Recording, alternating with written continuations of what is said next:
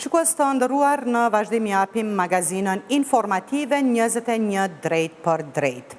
Gjykata Supreme ka aprovuar kërkesë padin e Institutit të Kosovës për drejtësi ndaj Komisionit të Pavarur të Mediave, duke shpallur të palitshëm dhe duke shfuqizuar ndryshimin e rregullorës së punës së KPM-s. Ky aktgjykim merr formën e prerë menjëherë pas komunikimit të përmbajtjes dhe arsyetimit të palëve dhe detyrohet i pandehuri Komisioni Pavarur i Mediave me sedi në Prishtinë që të njëjtin ta publikojë në mënyrë të njëjtë sikurse të miratimit të saj thuhet në vendim. Instituti i Kosovës për drejtësi, përfaqësuar nga drejtori ekzekutiv Ehad Miftaraj, më 29 janar të këtij viti ka ushtruar padi ndaj Komisionit të Pavarur të Mediave lidhur me ndryshimin e rregullorës së punës dhe zgjedhjen e kryetarit të ri.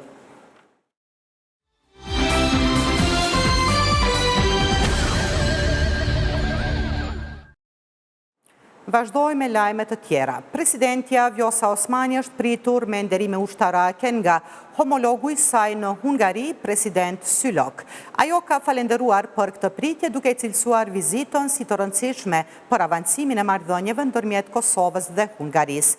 Një vizitë e rëndësishme për avancimin e marrëdhënieve ndërmjet Kosovës dhe Hungarisë në dobi të qytetarëve tanë dhe në funksion të bashkëpunimit të ndërsjellë, ka shkruar Osmani në Facebook. Në njoftimin e lëshuar nga zyra e presidentës gjatë ditës, është thënë se pas këtij takimi do të zhvillohet një tjetër ndërmjet delegacioneve të dy shteteve.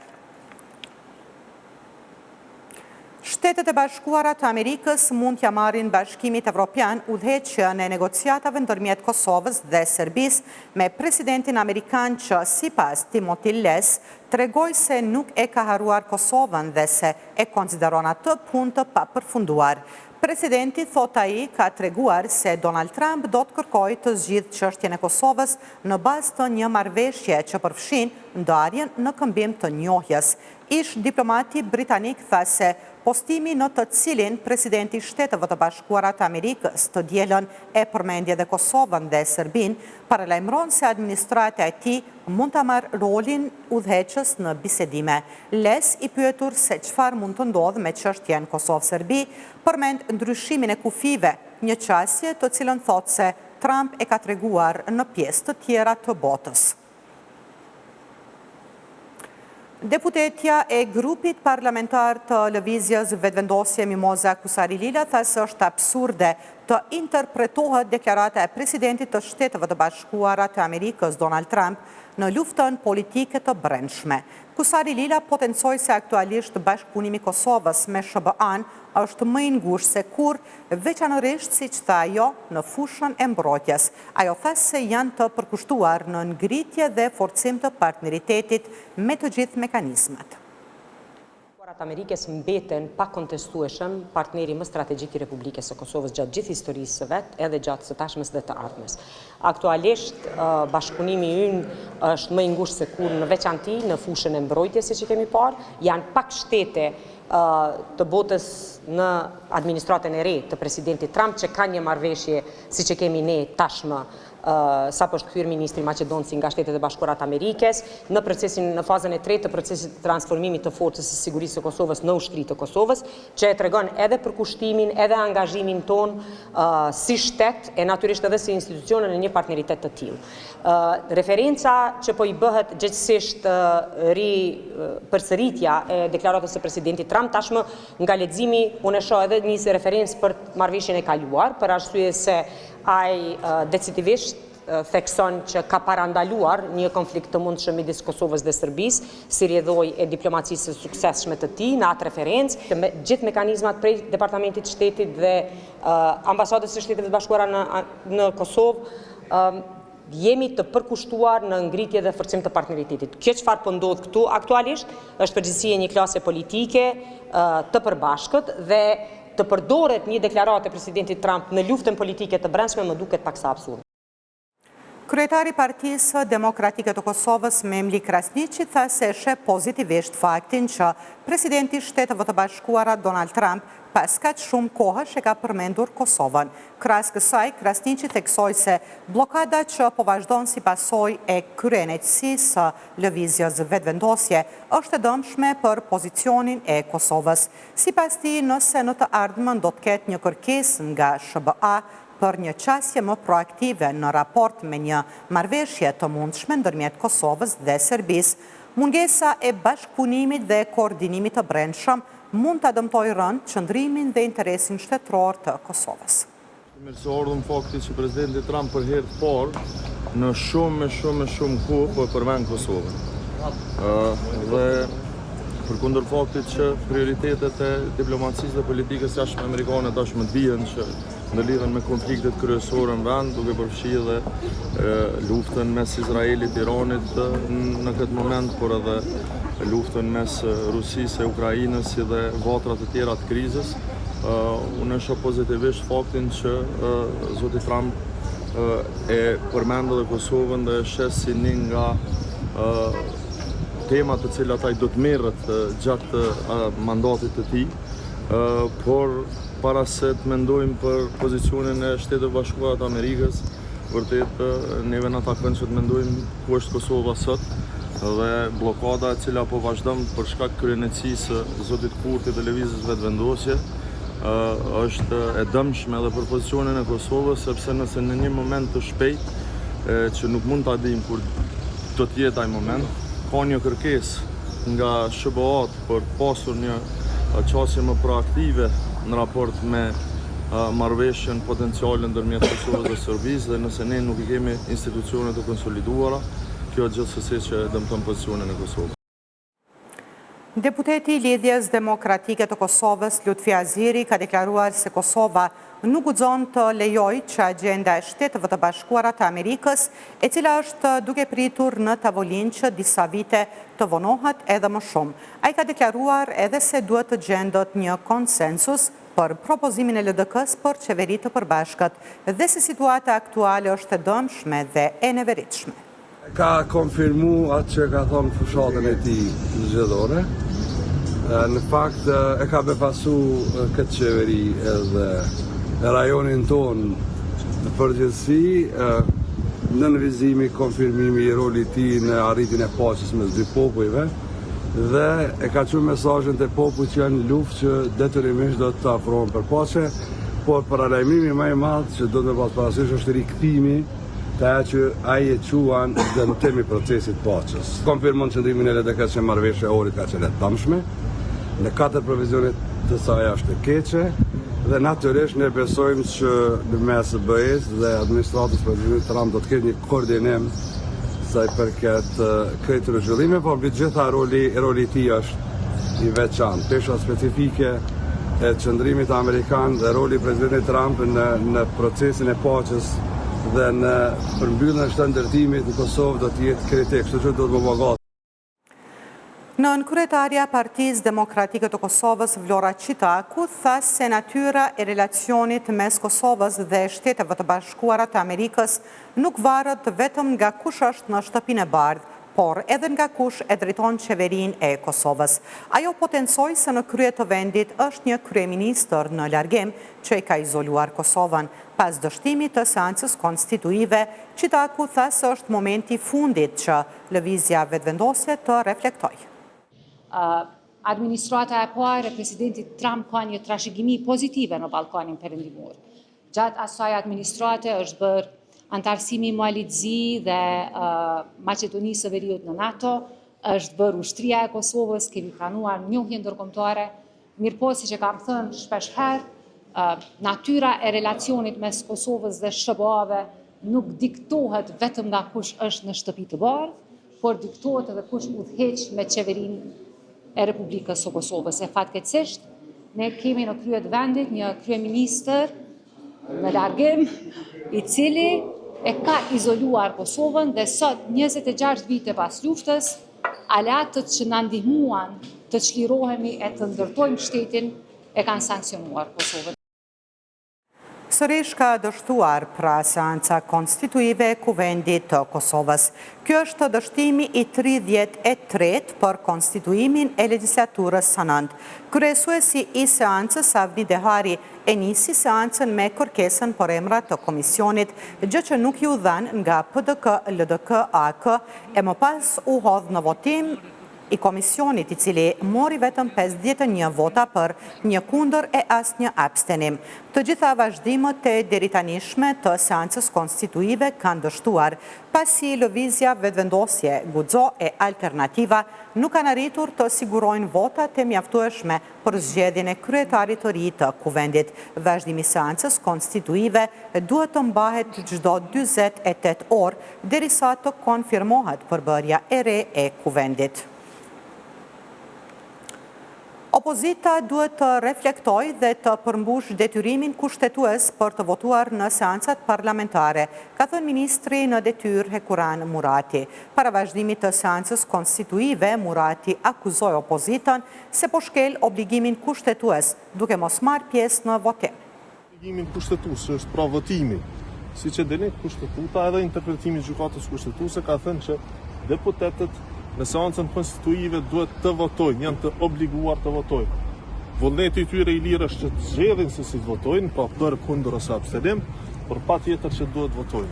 Pa kemi tashmë mbi 20 herë, mbi 20 seanca që deputetët e opozitës vinë, por nuk votojnë, pra nuk e ushtrojnë obligimin e tyre kushtetues. A duhet të kryet ky proces para se Trump të vijë për përfundimin?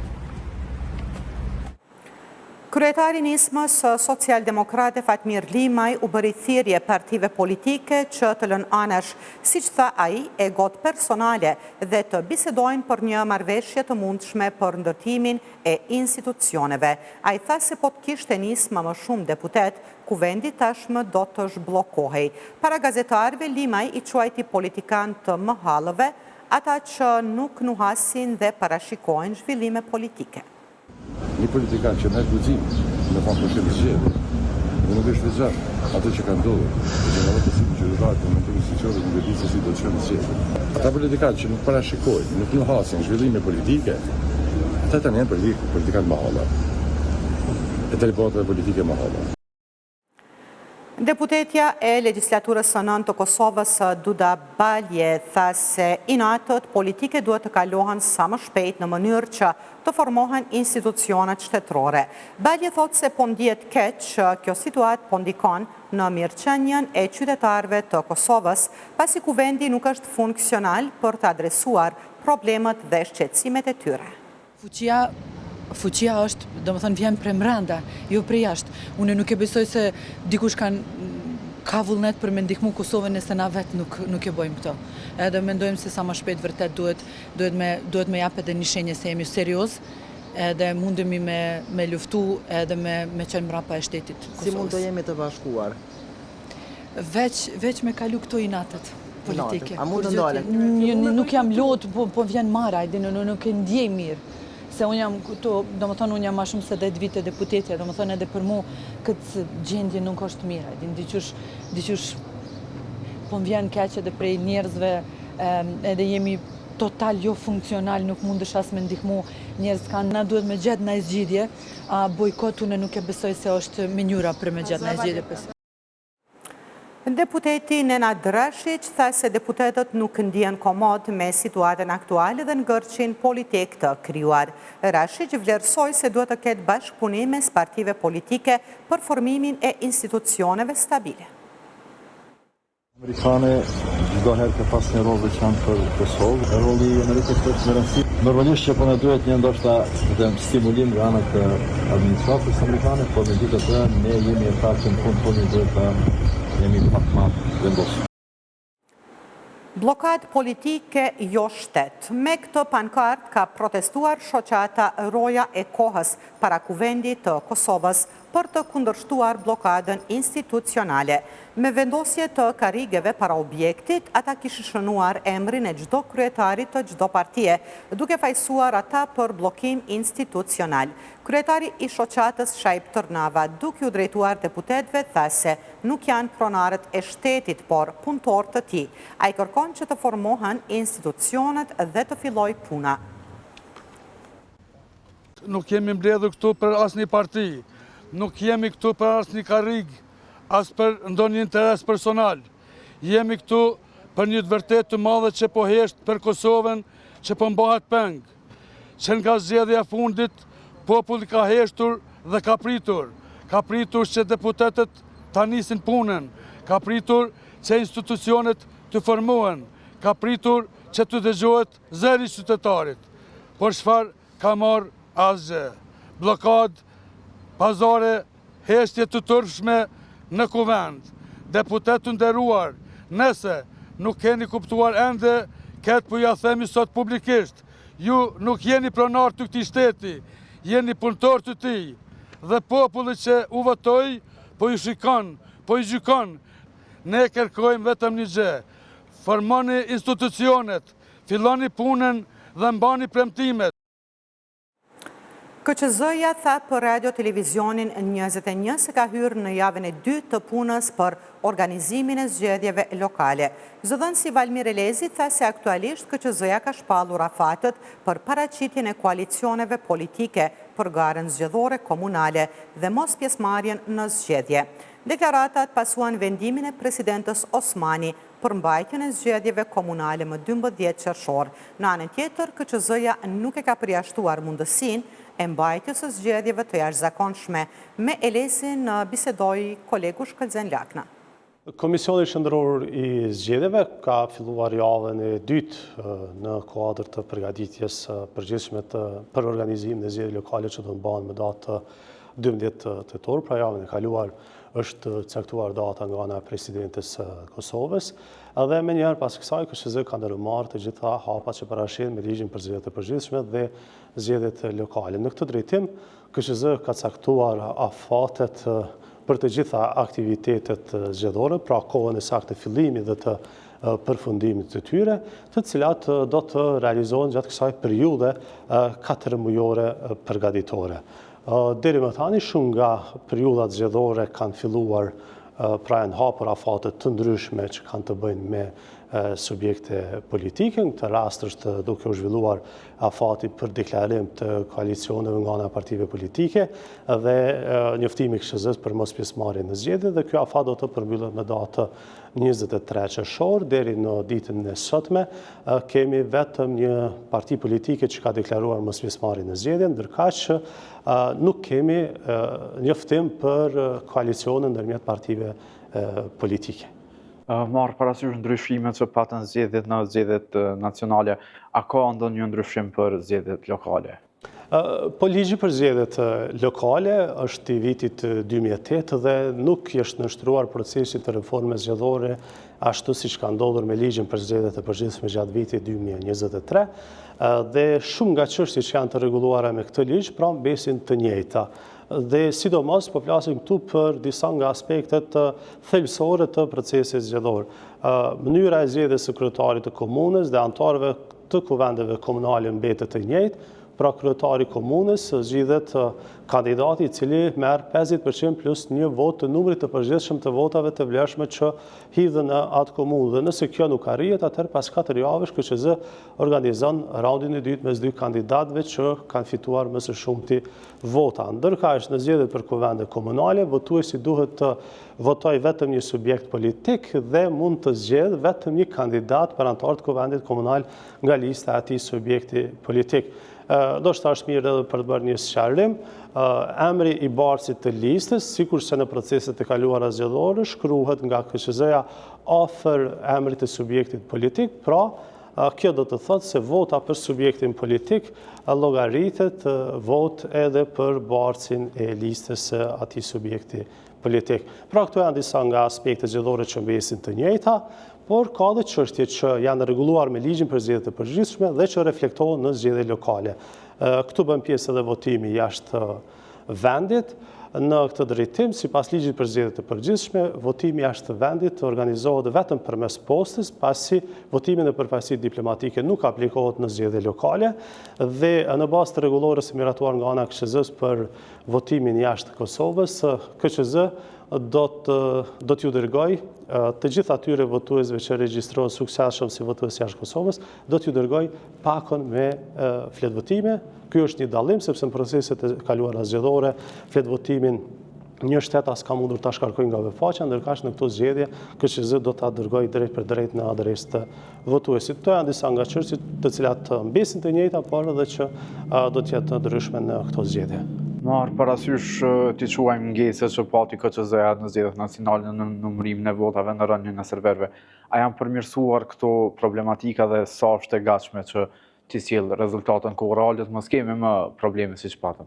Komisioni Qendror i Zgjedhjeve pas çdo procesi zgjedhor analizon aspekte të ndryshme, mbarvajtjen apo ecurinë e organizimit të tyre, dhe në këtë drejtim do të thotë kemi shqyrtuar me vëmendje aspektet të cilat KQZ-ja është sfiduar gjatë zgjedhjeve të fundit, përfshirë edhe çështjet që ka të bëjnë me rezultatet, me publikimin e rezultateve preliminare nga vendvotimet. Besojmë se gjatë kësaj periudhe kohore përgatitore, e cila është e gjatë 4 muaj, do të përmbushën të gjitha këto aspekte, do të bëhen përmirësime të cilat kërkohen në mënyrë që në ditën e zgjedhjeve me 12 tetor pasi të përfundojë procesi i numërimit në vendvotime të kemi rezultate. Synojmë që të transmetojmë rezultate preliminare për kandidatët për kryetar të komunave dhe për rezultatin preliminar për subjektet politike në garën për kuvende komunale. Megjithatë, ende deri më tani askush nuk e kuptoi se çfarë ndodhi në ditën e zgjedhjeve në shkurtit kur ran serverët. A ka KQZ ndonjë informacion për këtë? Sa i përket kësaj çështje, Komisioni Qendror i Zgjedhjeve, si themi, ka publikuar, ka dhënë të gjitha sqarimet për aq sa i takon nga ana Komisionit Qendror të Zgjedhjeve, dhe kjo është edhe në përmbyllje të me rastin e shpalljes së rezultateve përfundimtare, kemi dhënë sqarime, ndoshta mund të themi më shumë sqarime sa i përket kësaj problematike që është faqur. Siç e dini, KQZ menjëherë ka njoftuar organet kompetente për këtë problematikë që është shfaqur dhe është nën përgjegjësinë e tyre për të hetuar çështjet që janë paraqitur në natën e zgjedhjeve, dhe natyrisht se ato mund të japin më shumë informacione se ku është kjo çështje. Sa i takon Komisionit Qendror të Zgjedhjeve, në këtë proces zgjedhor, pra të zgjedhjeve lokale, presim që pasi të përfundojë numërimin e vendvotimeve, ashtu siç përcaktohet me ligj për zgjedhjet lokale, zgjedhjet e përgjithshme, do të bëhet numërimi i fletvotimeve të kandidatëve për kryetar komune dhe vetëm të votave të subjekteve politike, ndërkaq mbetet KQZ-s që të bëjë transmetimin e këtyre rezultateve preliminare. Pastaj kemi procedura tjera në qendrat komunale të numërimit që zhvillohen, dhe edhe nga atje do të kemi rezultate për kandidatët për kuvende komunale. Një çështje tjetër është që kemi një ngërsh në kuvendin e Kosovës, sigurisht nuk është problematike KQZ-s, por megjithatë gjasat janë reale që vendi shkojnë në zgjedhje të jashtëzakonshme. Sa është e gatshme KQZ-ja që t'i mbajë dy parë zgjedhje në një periudhë ose në të njëjtën datë? Sa i përket Komisionit Qendror të Zgjedhjeve, aktualisht ne jemi të orientuar në përgatitjen e zgjedhjeve lokale për kryetarët komunave dhe për kuvende komunale, sepse kështu është edhe dekreti i Presidentes së Kosovës, që ka shpallur do të datën 12 tetor për mbajtjen e këtyre zgjedhjeve të rregullta lokale.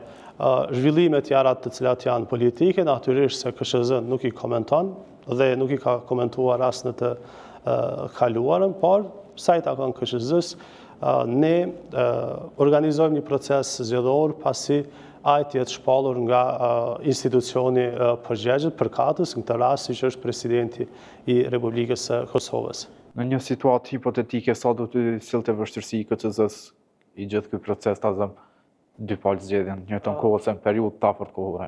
Të them të drejtën, KQZ nuk është se ka diskutuar për, si të themi, për flitjet në për media, ose në opinionet të ndryshme që shfaqen në media për një proces të ri zgjedhor për zgjedhjet për kuvendin e Kosovës, dhe natyrisht se në këtë drejtim do të thotë nuk ka diskutuar as për mundësin që të kemi një proces të tillë zgjedhor, por edhe për impaktin që ato mund të kemë. E gjithë puna e KQZ-s në këto kohë është orientuar për përgatitjen e zgjedhjeve lokale, sepse është një proces që kërkon shumë angazhim, meqense janë dy lloje të zgjedhjeve, zgjedhje për kryetarët e komunave dhe për kuvende komunale. Së shpejti do të kemi edhe do të hapet edhe periudha aplikimit të subjekteve politike për certifikim dhe për dallim nga zgjedhjet për kuvendin e Kosovës në zgjedhje lokale, numri i kandidatëve është shumë fish më i lartë se sa në zgjedhje parlamentare, pra ka specifika procesi i zgjedhjeve lokale dhe një ngarkesë, nëse mund të themi kështu, në organizim. Prandaj e gjithë puna e KQZ-s është orientuar në këtë drejtim që të organizoj këto zgjedhje në bazë të kërkesave që dalin nga ligji për zgjedhjet e përgjithshme dhe zgjedhjet lokale.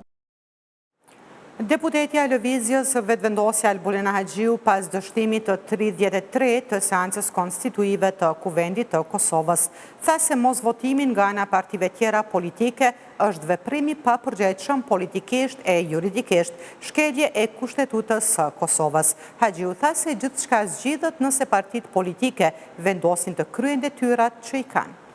Unë vlerësoj edhe një herë që është qëndrim i papërgjegjshëm, pra politikisht veprimet e opozitës janë veprimet e papërgjegjshme, juridikisht janë shkelje të Kushtetutës Republikës Kosovës dhe shkelje e gjykimit të gjykatës kushtetuese për cilën ju e dini që kemi folur tash e sa kohë.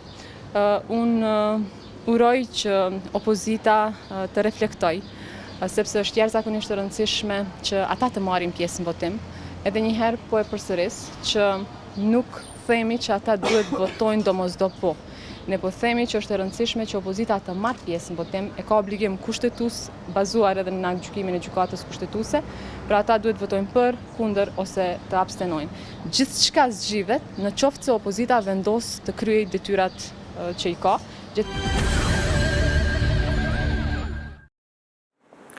Një ndër prioritetet kyçe për Bankën Qendrore të Kosovës mbetet përgatitja për antarësim në zonën e vetme të pagesave në euro, SEPA. Antarësimi i cili pritet të sjellë mbi 55 milion euro përfitime vjetore për qytetarët dhe bizneset e Kosovës. Kështu tha guvernatori i BÇK-s Ahmet Ismaili në takimin e parë me Këshillin Kombëtar të Pagesave, ndërsa ministri në detyrë i financave Kuran Murati u shpreh se synimi i tyre është të gjendet një zgjidhje për pagesa që janë mundësi e ekonomisë. Një ndër prioritetet tona kyçe mbetet përgatitja për antarësimin në zonën e vetme të pagesave në euro SEPA.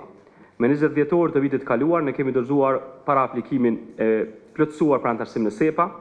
Jemi të angazhuar intensivisht në grupe punuese rajonale dhe europiane në nivel të lartë, ashtu dhe teknik, për të mundësuar qasjen e banka dhe institucione financiare jo banka në skemat SEPA, për të ulur kostot e transfereve ndërkufitare.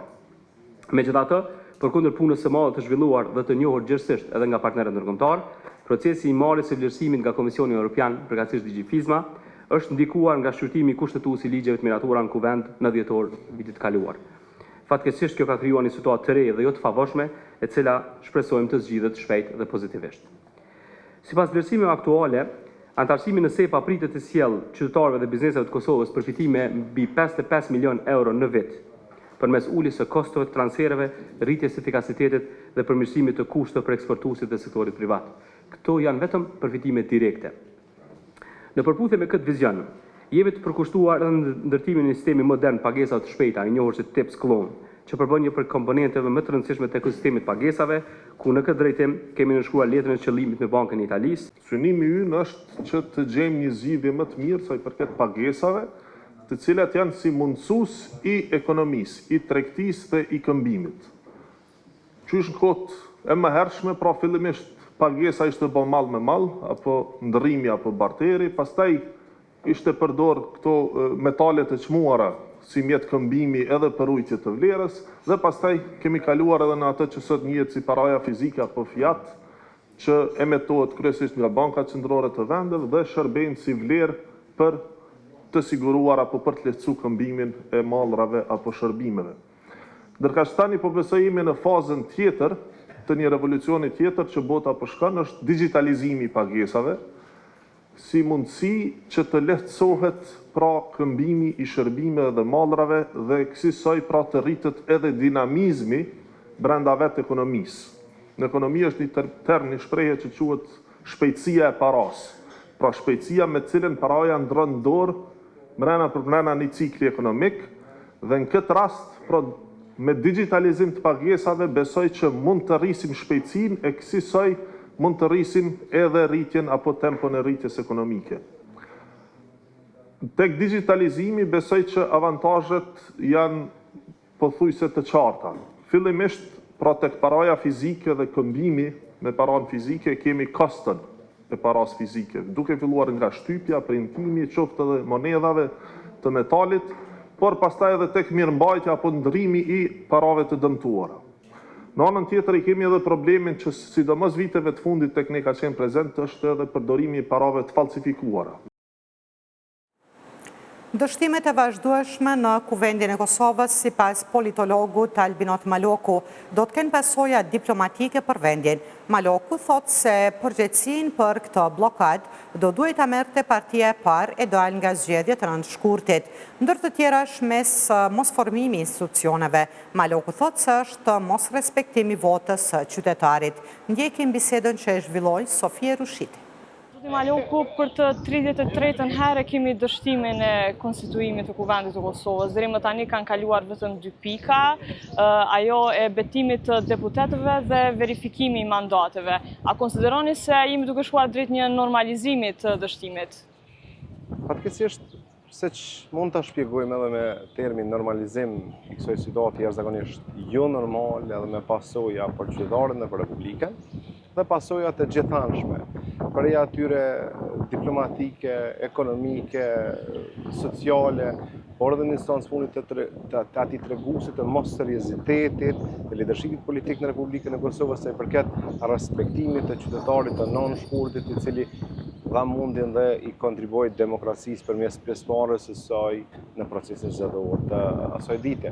Tani, kjo është treguesi një farë lloj mos ndërgjegjësimi të përgjegjësisë që mund ta kenë lidershipi politik në vend.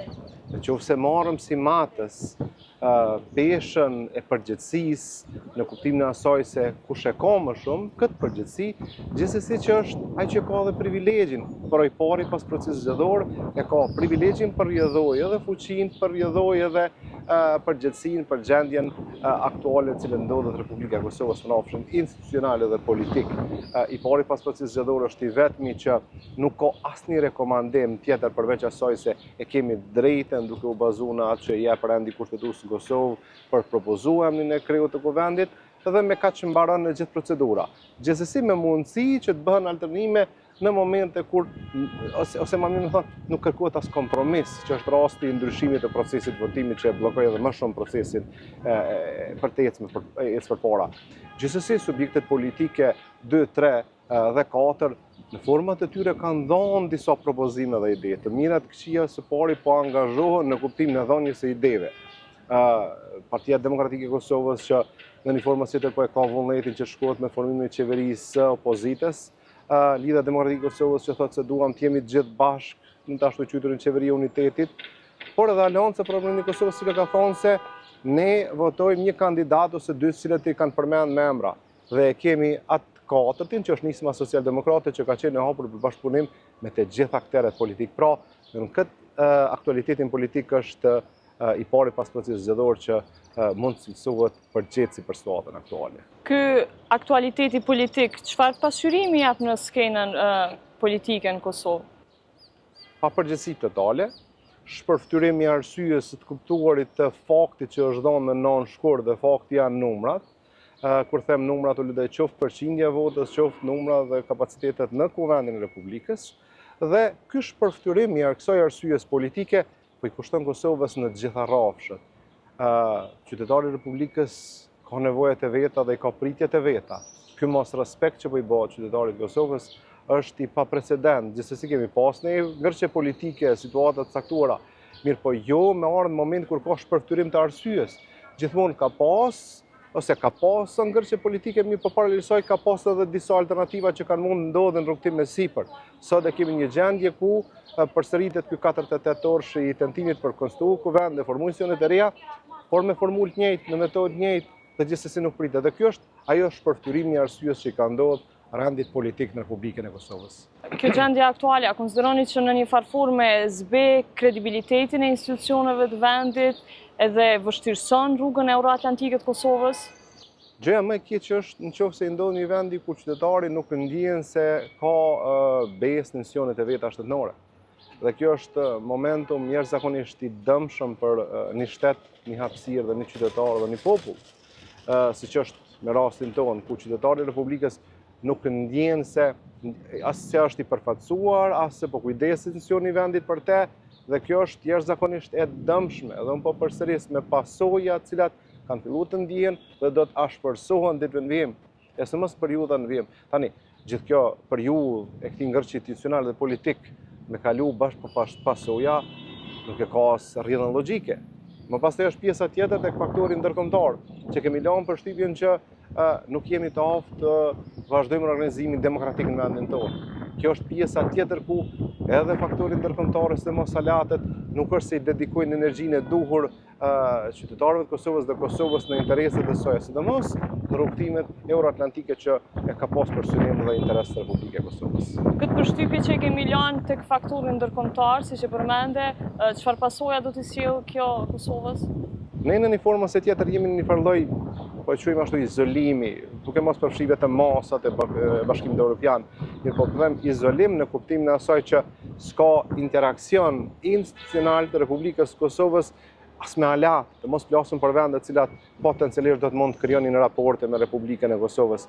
Dhe tani kjo krijon për arsye se aktualisht Kosova nuk ka institucione qeverisë legjitime për të vepruar dhe funksionuar me kapacitet të plotë dhe gjithsesi për të orientuar energjitë drejt hapjes Kosovës, integrimeve të saj dhe synimeve të saj të cilët i ka. Përrjedhoi kjo krijon atë vakumin e komunikimit të mirëfillt institucional të Kosovës me vendet gjithse, të Bashkimit Evropian ose të globit, s'tandej. Dhe ajo pjesa tjetër që është hala më e rëndë është me na lënë ndërkombëtar, dhe kur po them na lënë, aludoj edhe në raportet miqësore dhe raportet e bashkëpunimit, nuk kanë institucione mos u merr me ta. Kjo është drejtja më e keqe që mundemi të përjetuar si Republikës së Kosovës të ardhmen në këtë raportin e Kosovës me faktorin ndërkombëtar. Po realisht javë më parë, përfaqësues diplomatik të vendeve të Kuintit, përmes takimeve me kryeministrin e detyrë Albin Kurti, veç se kishin kërkuar formimin sa më parë të institucioneve të Kosovës. A konsideron që në një farë mënyrë këto lloj kërkesat e këtyre përfaqësuesve diplomatik do ta sillnin në një farë forme në një udhë këtë çështje? Me pasin e institucioneve që kanë fuqi legitimiteti të prodhuar dhe dalën nga një proces zëros ka qenë nën shkurti. Gjithsesi që më pastaj është një raport tjetër edhe i faktorit ndërkombëtar i alatëve tonë me qeverinë e vendit. Për arsye se ka seriozitet, ka respektim të asaj vijës së rendit kushtetues demokratik ligjor me afatet e veta e ngjashme dhe nuk ka këtë kapërcim dhe këtë ngërçësi. Përrjedhoi edhe angazhimi i Kosovës është shumë më serioz, pranohet si më serioz. Tani, dikush mund me marrë në shënjesur se në krahasim, se nuk është që nuk ka ndodhur në vendet të tjera të Bashkimit Evropian që mos kenë institucione legjitime, qeverie ngjashme për kohë gjatë. Kosova nuk është Suedi, Kosova nuk është Gjermani në cilën mund të funksionojë dhe funksionon sistemi dhe jetës përpara. Dhe nison smuni dhe qytetari mund të mos e di edhe kush është ministri gjatë si fushës si interesit tij ose i obligime ose i nevojave të tij. Republikën e Kosovës që ndërlihet drejt për drejt me qytetarin. Përrjedhoi, unë konsideroj që këtë papërgjegjësi, këtë papërgjegjshmëri të leadershipit politik në vend do ta paguajnë në një formë ose tjetër dhe do t'i kushtoj shtrejt edhe Kosovës dhe qytetarëve të saj. Po, përmendëm edhe çështjen e përgjegjësisë, ne pas çdo dështimi të seancës konstituive, po i kemi këto akuzat edhe kundër akuzat e ndërsjella mes deputetëve të subjekteve politike. A konsideroni që dikush prej këtyre palëve do duhet ta merrte me të vërtetë përgjegjësinë kryesore për këtë dështim të vazhdueshëm? Tani, këtu kemi atë momentin ku frika nga lëshimi 5 se mos të na konvertohet në diçka negative dhe do të na sheh qytetari si më të ligë në këtë proces. Unë konsideroj se në gjendjen aktuale në cilën është Kosova dhe institucionet e saj kishte me qenë shumë i fortë ai i cili e tejkalon edhe këtë situatë vetës. Gjithsesi, se kush e ka përgjegjësinë për këtë blokadë, duhet thënë troç edhe hapur. Është i pari pas procesit zgjedhor. Mirë po, a kanë mundësi edhe subjekte tjera politike, 2, 3, 4, që t'japin një kontribut dhe të befasojnë gjithë se cilin dhe këtë befasi, kjo befasi tjetë me të vërtet e pranueshme edhe në proceset zgjedhore të caktuara si merit, si kontribut, unë pëzëri që ka mundësi. Tani, do duhet kështë ai famshme e vullnetit politik, dhe ky vullnet politik të kërkon një leadership guximshëm, se a ka guxim tash tek subjektet politike në përgjithësi tek liderët e tyre, jo nuk ka. Tashi, është një lloj shprehje pa guximit, në qoftë se thuhet se ne duam të japim kontributin tonë në një qeveri ku të gjithë jemi bashkë. Pse? Po pse duhet kesh frikën për të marrë pozicion në situatën aktuale?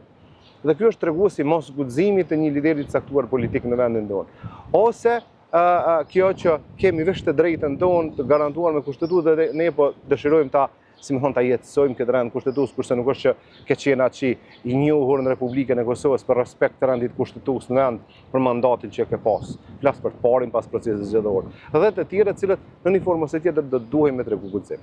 A konsideron që gjendja do të thotë prej zgjedhjeve të nëntëshkurtit ende jemi pa institucione të formuara dhe në një farë mënyrë kjo gjendje në politikën në Kosovë e zbeh pak vlerën e procesit zgjedhor, të pas parasysh dështimin? Krijon averzion të fuqishëm tek qytetari votues se çfarë po fitohet nëse po marr pjesë po jap këtë kontributin në demokraci. Po rrjedhoj po bëhet jo si po dua unë, po shkojnë në situatën në formë tjetër. Mund të krijohet një averzion i tillë dhe kjo nuk është as pak e lakmueshme për një vend demokratik që pretendon Kosova të jetë, për arsye se ndihen të pafuqishëm. Shto pjesën asaj që qytetarët e Republikës zakonisht në Kosovë nuk është se kanë ende atë nivelin e reagimit kolektiv të shpejt për situata specifika që mund të duken jo shumë me pesh, mirë po kanë pasoja të rana, për arsye se potencialisht janë të diçka të drejt për drejt, që jo nështë që i prek ata drejt për drejt, po që krijohet si kauz, dhe kjo është një kulturë politike që më konsideroj që duhet me u ndryshu. Pra, qytetarët në mënyrë kolektive duhet të reagojnë për situata specifike, cilat mund potencialisht mos duken të rëndësishme për momentin, mirë po pasojat i kanë më të mëdha. Ky averzion mund të krijohet dhe kjo lën pra po them shajes jo të mira në demokracinë e vendit. Po a keni pritshmëri se edhe pas këtyre përmbi 30 herë dështime që kishim kjo blokad, do ta gjente një zgjidhje? Zgjidhja është në mesin tonë, mesin e leadershipit politik. Ajo që e përsëritem disa herë për arsye se kemi bërë këtë çështjen e këtyre institucioneve dhe unë ndoshta edhe kisha më rekomanduar që edhe leadershipi politik se mos këto muhabetet pas seancave të kuvendit mos jetësohen hiç më, mos dalin hiç, për arsye se kishte më qenë shumë më serioze, më kishte një respekt për audiencët, dhe të mos krijojë një kakofoni e cila nuk ka leverdi as kur prej saj.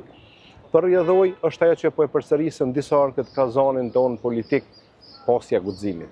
Me pas guxim po. Qartë, faleminderit shumë për kohën. Faleminderit për juve. Pasojat e mos konstituimit të kuvendit po ndikojnë edhe në çështjet sociale. Sipas Vebi Mujkut nga Instituti për Zhvillimin e Politikave Sociale, blokada e institucioneve krijon një pasiguri dhe humbje të besimit të qytetarëve për formimin e të cilave ata dhanë votën më nënt shkurt. Pasojat e humbjes së besimit dhe zbehja e kredibilitetit të institucioneve tek qytetarët janë të mëdha. Mujko 33 herë dështoi konstituimi i kuvendit të Kosovës. A mundet me ngjall kjo një ndjenjë mosbesimi tek qytetarët, ky dështim i vazhdueshëm? Përveç që ngjall ndjenjën e mosbesimit, që është shumë e vërtetë që është një ndjenjë e mosbesimit, për mua ka qenë shumë shqetësuese, sidomos këto 10 seancat e fundit të reagimit i njerëzve intelektual. Pra kemi pas njerëz të cilët kanë nivel të lartë akademik, kanë edhe profesor, doktor, janë njerëz të botës akademike të tjerë, pastaj biznesmen të ndryshëm, të cilët përmes reagimeve të tyre në rrjetet sociale kanë qenë reagime jashtëzakonisht të rënda. Disa kanë qenë ndoshta edhe në formë kërcënimi, disa kanë qenë edhe ofendimi, pra u shpreh mbledhje qytetarëve. Mos flasim edhe për kategori tjera të cilat janë në pritje të konstituimit të kuvendit dhe kalimit të ligjeve dhe gjitha ato të cilat kanë mbetur mbrapa. Mendoj që kjo me të vërtetë po krijon një shqetësim tek gjithë qytetarët tanë. Personalisht edhe unë po ndihem shumë i lënduar si një votues i këtyre zgjedhjeve ku pas 33 seancave kemi një qasje absolut jo serioze ndaj votuesit, ndaj qytetarit dhe ndaj familjeve të cilat janë në gjendje, sa me thonë, të rënde ekonomike. Njëkohësisht, sot edhe kur po përballemi me një krizë botërore, një krizë globale, ku po shohim që kemi lufta në të dy kajet, edhe ka pjesa e Ukrainës me Rusinë, edhe ka pjesa e Izraelit me Iranin, Kosova po rënd sikurse është e qetë dhe nuk ka kurrë. A konsideroni që kjo pjesa e mos besimit që krijohet tek qytetarët si pasojë e dështimeve të njëpasnjëshme, në një farë forme e zbe vlerën dhe kredibilitetin e institucioneve në sytë e qytetarëve? Po, kjo është absolut e vërtet, sepse në qoftë se kemë sot ministra të cilët janë në detyrë, ose kryeministri i cili është në detyrë dhe nuk mund të marrin asnjë vendim për shkak se në një oran ka dhënë dorëheqje dhe në anën tjetër e dinë të cilat janë nevoja, atëherë kjo krijon një lloj mosbesimit dhe jo seriozitet ndaj atyre të cilët e kanë marrë votën pikërisht të themelojnë këto institucione edhe të kryejnë punë. Na jemi dëshmitar tash për shembull kur janë shumë ligje, sidomos në fushën e mbrojtjes sociale ku e kemi ligjin e skemës së ndihmës sociale tash 7 vite i cili çarkullon nëpër dyert të vendit dhe nuk ka lënë. Kemi ligjin për personat me aftësi të kufizuara, kemi kodin civil i cili është edhe një dokument shumë i rëndësishëm që të miratohet dhe ka edhe shumë ligje tjera në fusha të tjera të cilat presin të kalojnë të miratohen dhe ne e dimë se si shkon edhe rregullorja. Prandaj shumica këtyre ligjeve tash me formimin e qeverisë së re, pa marrë parasysh se kush ata milion qeverin, duhet të kthehet në pikën fillestare në pikën 0 dhe asnjë ligj nuk po arrin që të kalon, një ligj i rëndësishëm, po mendoj, nuk po arrin të kalojë gjatë një mandati. Edhe pse ishte hera e parë që patëm një mandat të plot 4 vjeçar, u pa që edhe ky mandat nuk arriti që të krijojë legjislacionin i cili i mbron edhe qytetarët në nevojë, po edhe qytetarët tjerë të cilët kanë nevoja të ndryshme.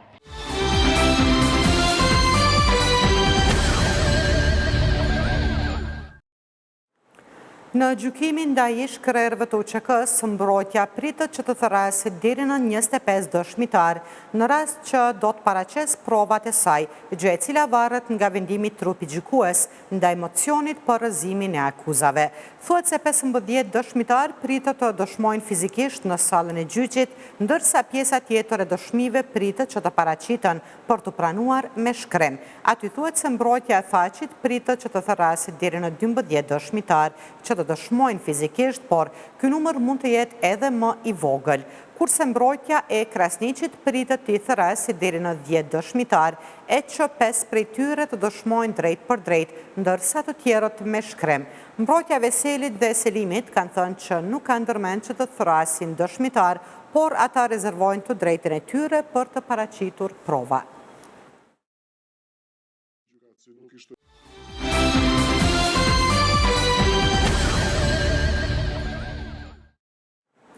Me 15 vjetë burgim për dhunim gjatë luftës, në Kosovë është dënuar Zhiovi Nesić. Gjykimi ndaj Nesićit është mbajtur i mbyllur për shkak të ndjeshmërisë së rastit. Vendimi për dënimin e tij është marrë në gjykatën themelore në Prishtinë. Fatmir Haliti nga Qendra Kosovare për rehabilitimin e të mbjetuarve të torturës, pas shpalljes së vendimit ka thënë se viktima e ka pritur me shumë emocione akt gjykimin. Ajo ka thënë se presin që edhe për rastet të tjera të ketë drejtësi. Mirëpritur edhe nga njësë organizatë, po veçanërisht nga mbjetuara dhune seksuale, me cilën tani vetë sa e ja komunikova lajmen edhe ka pritë mjaft me emocione, e cila është për momentin bashkë me ekipën psikosociale të organizatës tonë, të cilën dhe që kemi mbështet për i fillimit. Ky vendim i gjykatës sot sigurisht është një satisfakcion për viktimën, që të paktën ju shqiptu një dënim prej 15 vitesh të akuzuarit Zhivojin Nesić, ku presin do me thonë edhe për raste tjera të ketë drejtësi, sepse na e patëm para një jave një akt gjykim lirues dhe ka qenë shumë demotivues për të mbjetuar të dhunë seksuale. Kështu që ky akt gjykim dënues për të akuzuarin për dhunim seksual gjatë luftës në Kosovë, sigurisht do të jetë një rrugë e mirë, një rrugë e mbarë për të mbjetuarat të tjera, të cilat janë në proces të gjykimit, që kanë filluar edhe disa procese të tjera, kështu që është një hap i mirë dhe një sheh i mirë që do të ketë drejtësi. Shikues të nderuar, informacionet të më të reja i gjeni edhe në portalin tonë në rtv21.tv. Mirëveç.